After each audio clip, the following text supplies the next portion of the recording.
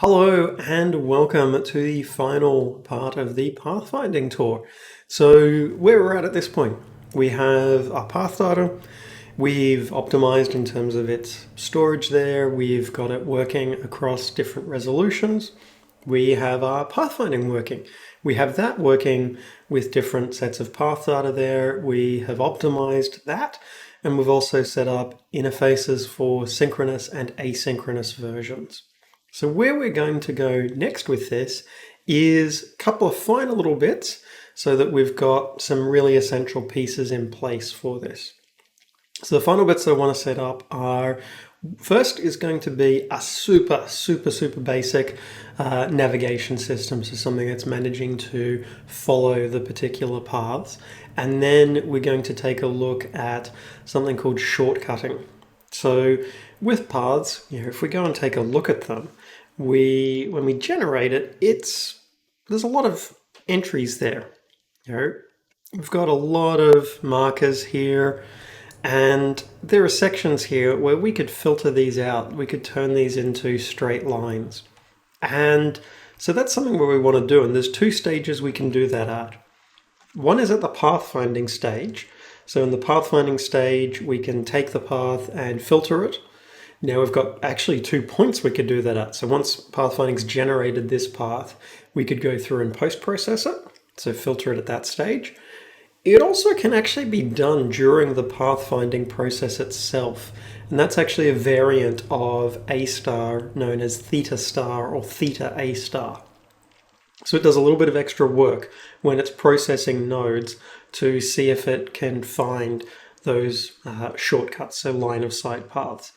Now, I tend to not recommend doing either of those approaches for a lot of scenarios. The main reason being is that those approaches are great, but they're expensive. And if your characters are not likely to get most of the way through your paths, which in a highly dynamic environment is quite common. You've got a very dynamic environment, characters are planning and replanning a lot, reacting to things. They're not going to get to the end of the path. So if your pathfinding is really expensive, that means that you are spending a lot of time, a lot of calculations that you will never see the benefit of, really. So what I generally prefer to do is do that shortcutting in the navigation system. So have it actually pick points further ahead, so a look ahead rather than a filter. But we're going to take a look at how we can set these both up. We won't set up theta star, but we will set up some path filtering, and we will set up a look ahead. Look ahead is what I recommend for high dynamic environments. It's generally going to work a lot better, and you get a lot less wasted time. So to begin with, I need something that can follow a path. So I'm going to turn off my pathfinding tester, and I'm going to create a sphere. Actually, a capsule will be our basic navigator.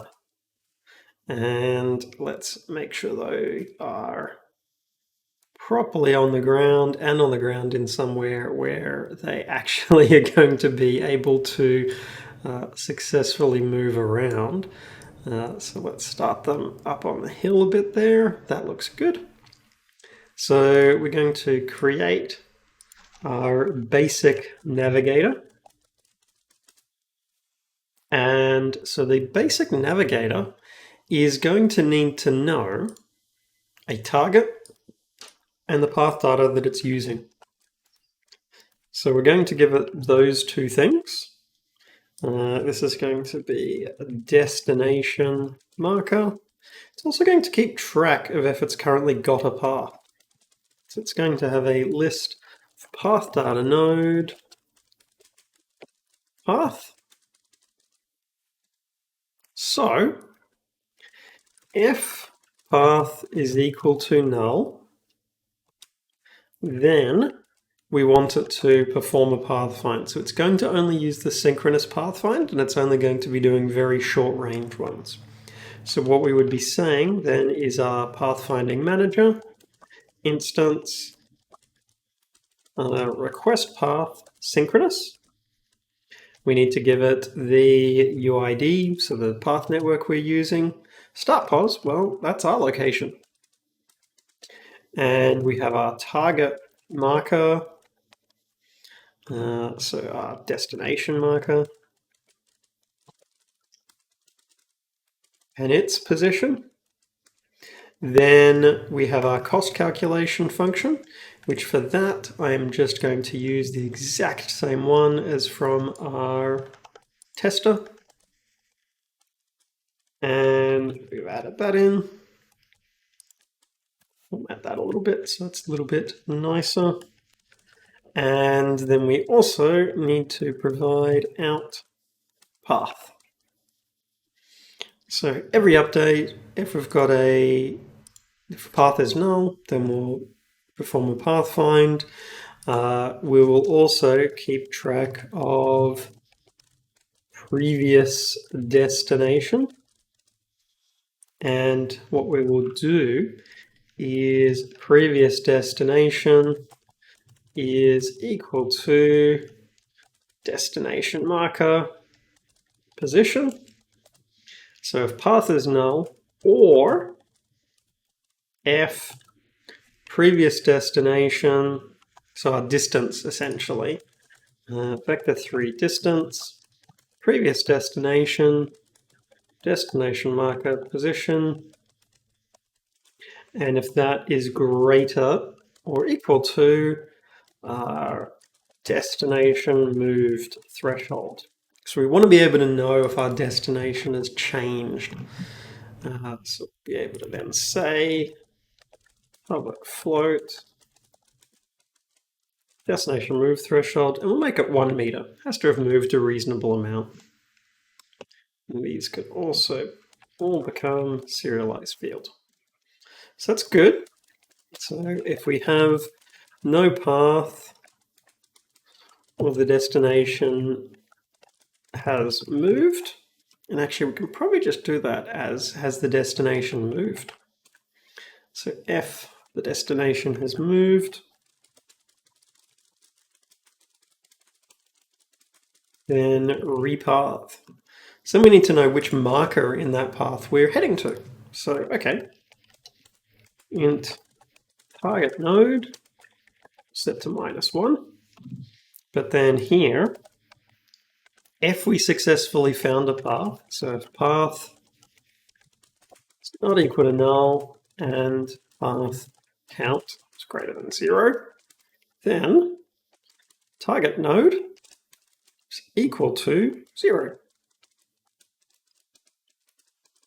So did we find a path?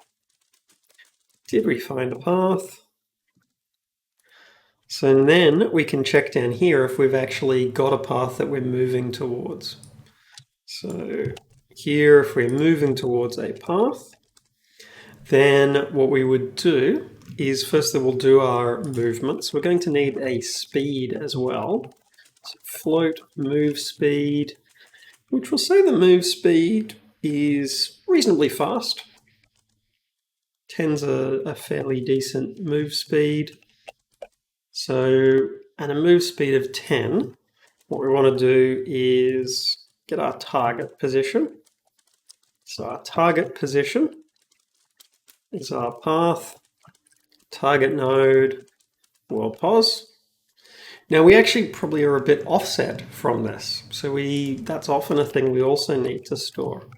So float our path data height offset, probably going to be about 1. So this is a common thing to have, that the path data is on the ground and then we need to offset things above because we're often positioning things from their center. So, okay, well, transform.position can use our vector3 move towards. So from our current position to target. And then with that target, what we will do is vector3 up times by height offset. So we're moving towards that at our move speed by time.delta time. Move towards the target. Then we want to check if we've reached the target. So we need a reached target threshold. So serialized field node reached threshold. And that's going to be equal to like 0.25. So we're just going for a very, very basic navigation system, so we're going to keep it quite simple. Then we would calculate here our position delta. That's going to be target position minus transform position, and we often do this in 2D. It's quite common. Because then we would say, okay, well, position delta, if your magnitude is less than or equal to our node reach threshold, then we can say, well, target node, we increment it. So we've got the target node incremented, and we would check if we're at the end. So if target node is greater than or equal to path.count, then path is equal to null, and we've reached our destination. Reached destination. So reached the last node. So let's connect this up and test it out. So we have our basic navigator. We are going to say that it is using humanoid 1 by 1. We need to give it a marker that it is going to be heading towards. So let's create a sphere, and we'll make sure that's near the ground just so we can tell where it's placed. So that will be our navigation target. And then our basic navigator is going to refer to that. So this is very simple navigation. We would often set up a more complex approach, but it's going to move towards it to reach the destination. And as we move this, it'll replan. And it will jitter a little bit. That's kind of what we'd expect because we're not doing any filtering, anything like of that currently with it. Key thing is, it's managing to find its path and move along that path quite happily, which is great. That's what we wanted. Now, I'm going to turn our pathfinding tester back on, and we're going to look at setting up for doing some path filtering. So, how we want to do this is pathfinding tester. I'm going to set up a boolean here, public bool filter paths. So I'm going to default to true. I'm also going to turn these to a serialized field. So what I want to be able to do is, after I've found a path, and we'll do this initially for the async one, I want to be able to say, hey, pathfinding manager, I want you to optimize path. Here's the path network that it's referring to, and here's the path. That's what I want to be able to do, and it can actually modify that path that it's provided. Similar thing with synchronous. So that's the interface I want to have, is optimize path. So we can go over to our setup here, and we might make it that returns a bool. So again, we can has this string for the path data UID.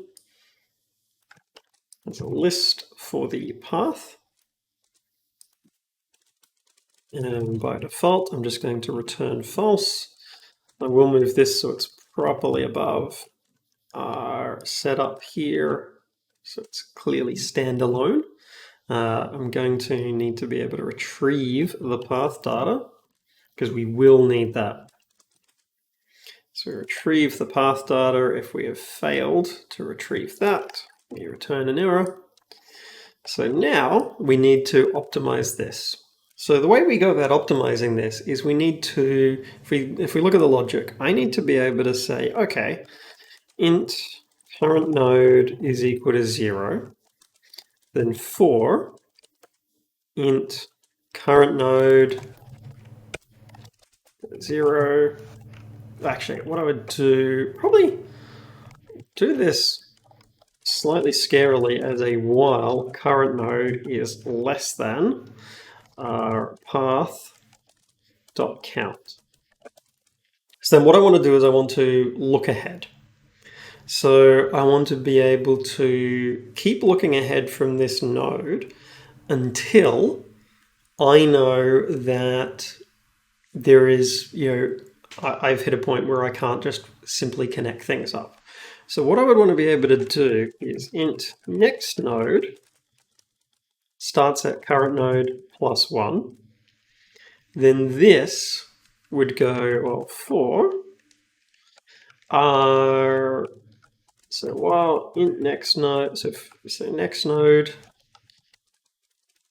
and that actually we could do the initialization there. So next node has to be less than path.count. And we actually have to be less than path.count minus 1. We don't want to remove the final node. And I'll do the same actually here. That very last node, we don't ever want to remove it. So the first node and the last node are fixed. They can't be removed. Everything in between, though, is up for grabs.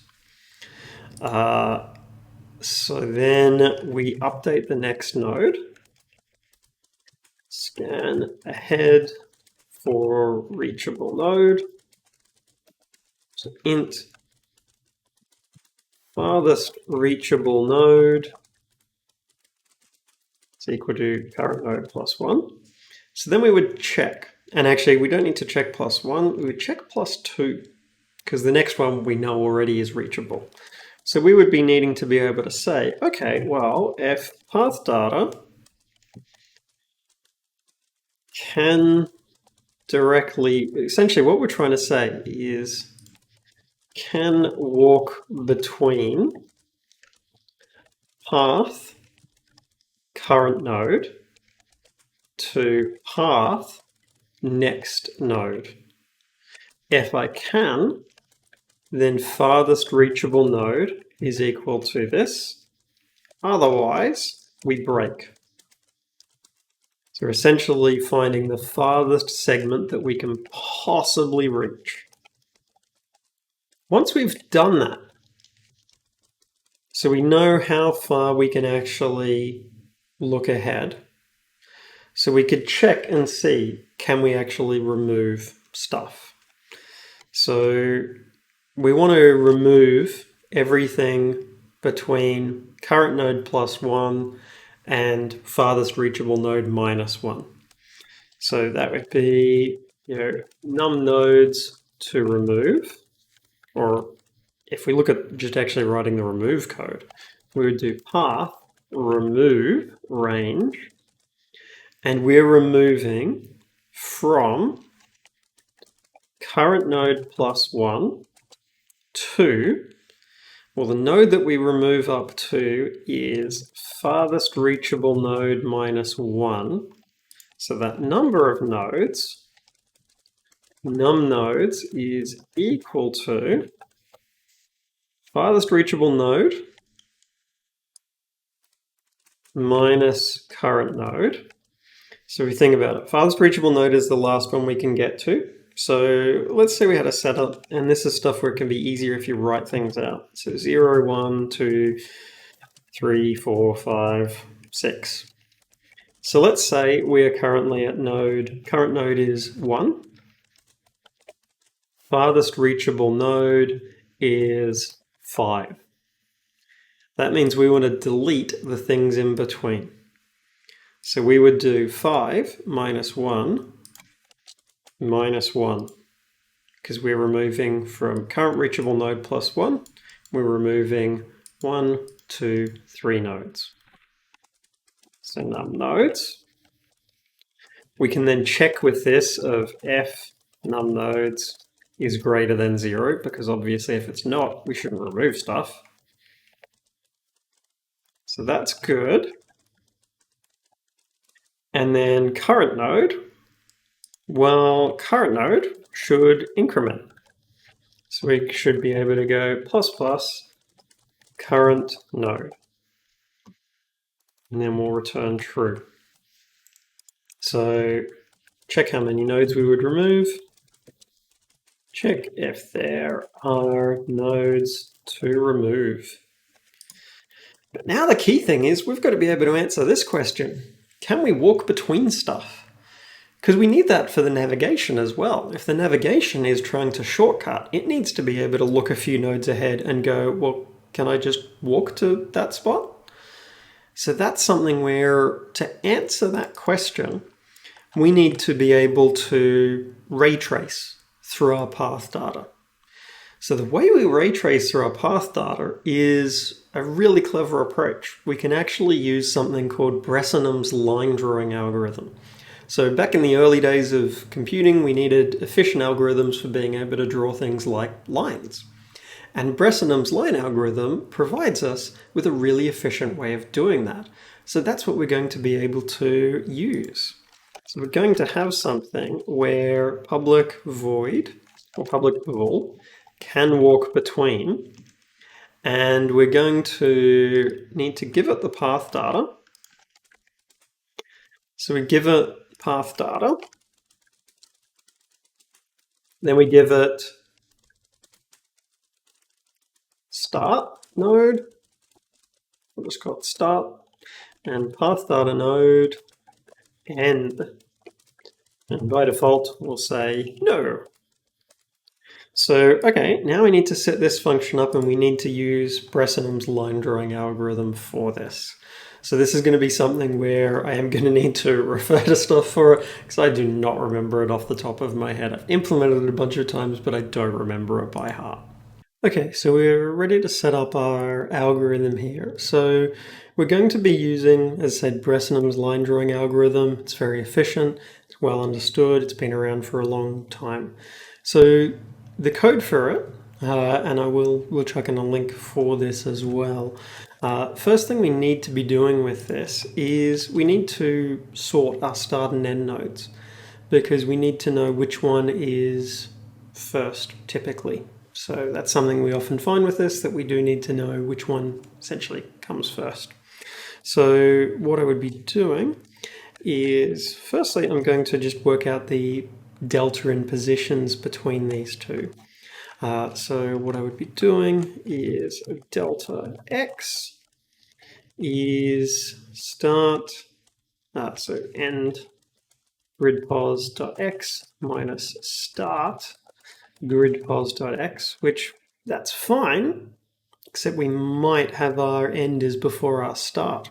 So we'll have a look at some stuff we need to be doing with this in a moment. We do the same thing with our y value. So end gridpos y minus start gridpos y. So first thing we need to know is whether we are primarily moving in x or y. That's the first thing we need to actually check. So for checking that, I want to check, okay, well, mathf abs, if the x delta is greater than the y delta, which I'm going to be needing to do the absolute value of these a bunch of times. I'm actually going to put this up here, just to simplify these calculations a little bit. So if our delta x is greater than our delta y, so primarily moving in x,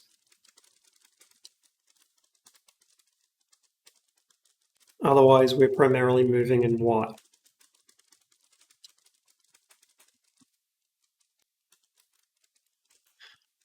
So first thing I want to do is I want to actually check, because I need to be keeping track of my start and end position, stuff like that. So I want to have var working start.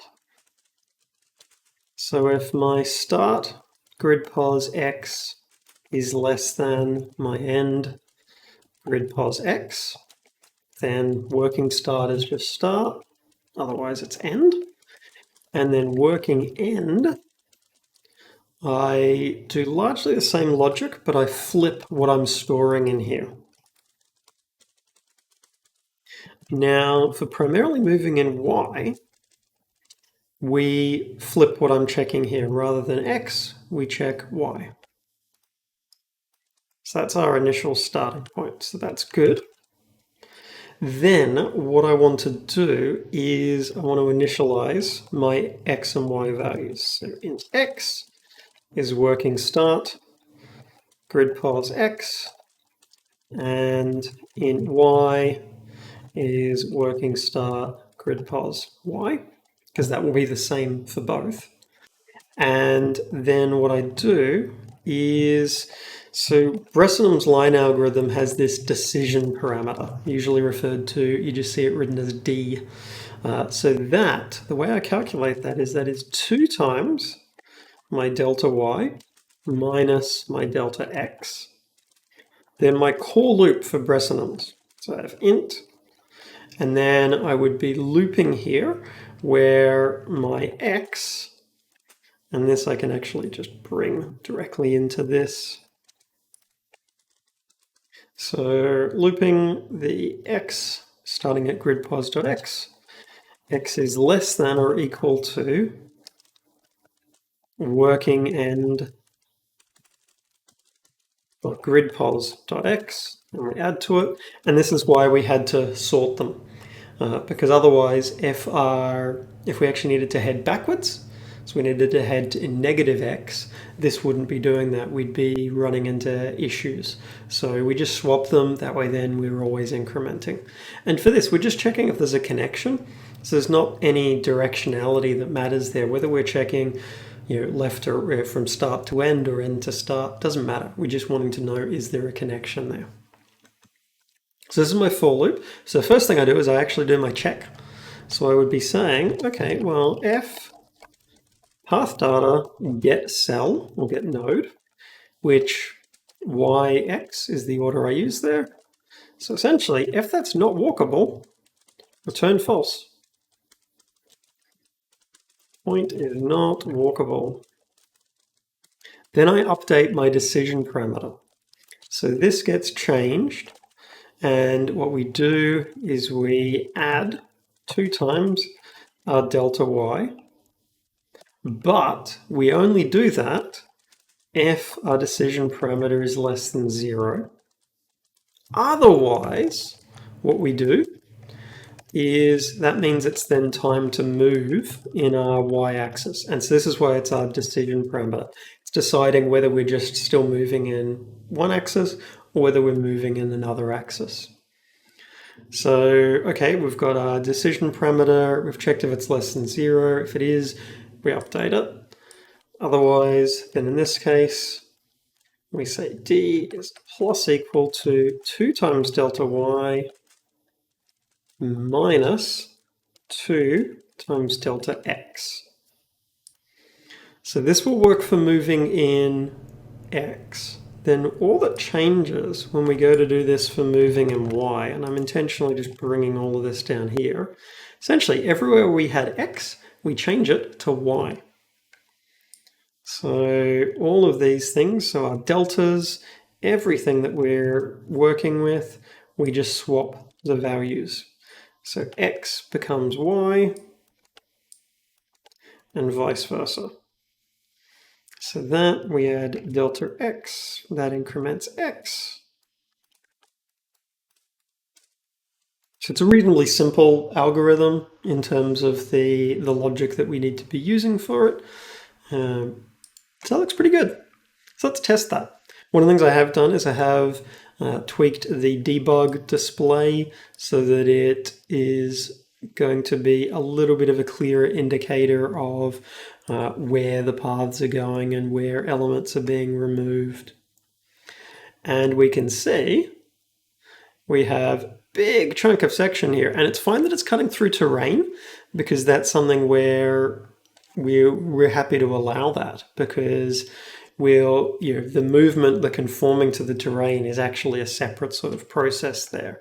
Key thing is that we know we could walk in a straight line like that. And around here and over.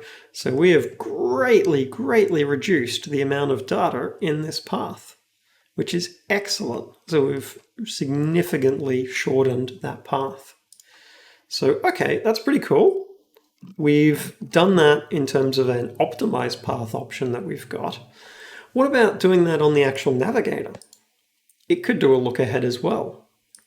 So when it goes to update the node, if this isn't the last node, well, let's check ahead.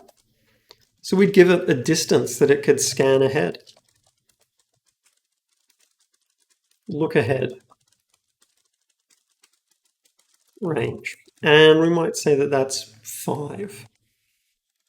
And there's a bit of extra helpful stuff here for the debug. What I'm going to do is, while it's moving towards something, let's give it a draw line from its position to the target position.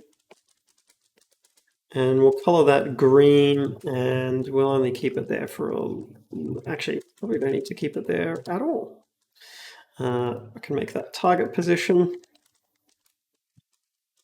So we just want to draw where we're heading to. Now, in terms of this look ahead, what we would do is, okay, well, 4, and we'd start at that full look ahead. So our node offset is equal to look ahead. So we loop until that node offset, so as long as that is greater than 0, and we would go and say, okay, well, hey, Pathfinding Manager. Well, firstly, we want to check if we have a node that far ahead. So candidate node would be target node plus our node offset.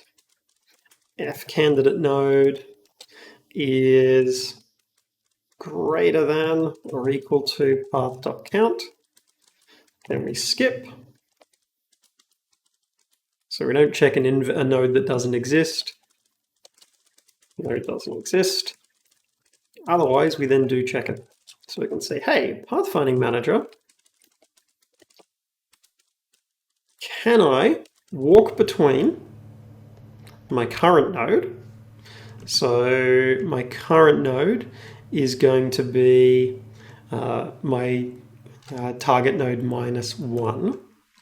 So that's going to be path target node -1 and path candidate node, and I need to give it the path data that it's referring to. So this is one where I don't have that path data already retrieved. So I just provide it the UID. So if it can walk between it, then I would say target node is equal to candidate, and we do a break. So can we take a shortcut?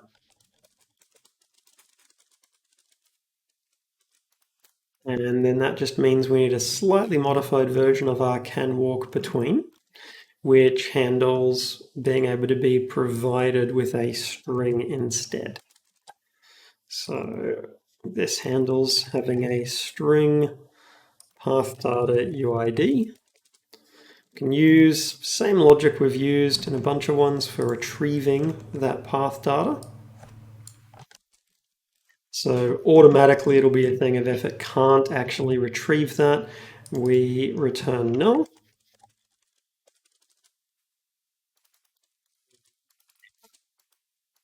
Good. Return false, sorry. Otherwise, we return can walk between path data, start, end.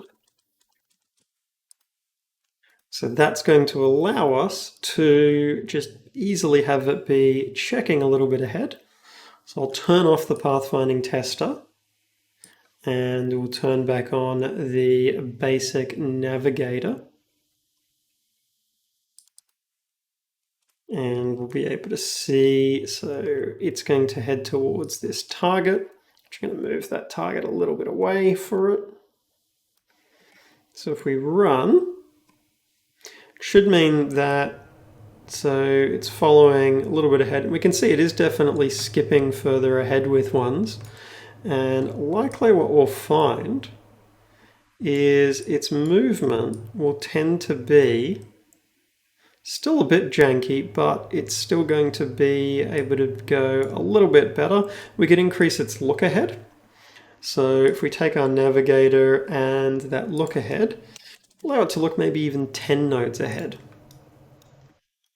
Then we'll find, scanning, we can see it's looking further and further ahead. That allows us to get some smoother, nicer movement there, which is really a key sort of thing that we're after with that. And I'm going to chuck in, start testing here so that we are only doing that when requested. So we've now got our complete pathfinding setup. We've got path data generation that's storing it outside of the scene, that is able to generate at different resolutions, that has some different capabilities there. We're storing that nice and efficiently, and we've got a model there for how we could easily expand it if we need to add extra data. We've got our pathfinding setup. We've made that nice and efficient. We've set up synchronous and asynchronous versions that use different budgets so that we can differentiate there and have really limited budgets for something that is running synchronously, so it has to be very short range, but then asynchronous ones can have a more generous allowance there. And we've seen then a basic navigation system where we see two different ways of doing some filtering there, where we can optimize the entire path in one go, or where we can actually just do a local limited bit of filtering as we need. So just looking a little bit ahead and using that as a way to simplify and shortcut the path. So we've got our system that's ready to go. It's efficient. We could use it now for a whole bunch of characters and they'll work quite happily, which is excellent. So as with all of the projects, the code for this is fully up on the GitHub. You can use this code in any of your own projects, whether those are commercial or non-commercial ones, and any of the assets, things like if that in these. Not that my textures are amazing. Please, by all means, create your own textures. They will almost certainly look better. But you can create your own ones there, and you can use these existing ones and use this in your own setups. And then this gives you something you can then work with for building AI and behaviors and things like that on top of this. Thanks, folks. I really hope you found the video helpful. If you're looking for the code for the project, then as always, that's up on GitHub, and you can freely use that for any of your own projects, commercial, non-commercial, all of that's there available for you to use. If you have found the video helpful, please do chuck in a like and subscribe. It is the kind of thing that really does help out. It's really very much appreciated. If you've got questions, chuck in a question below. And if you're looking for other ways to support the channel, I do have a Patreon, and the link to that's in the description below as well. Bye.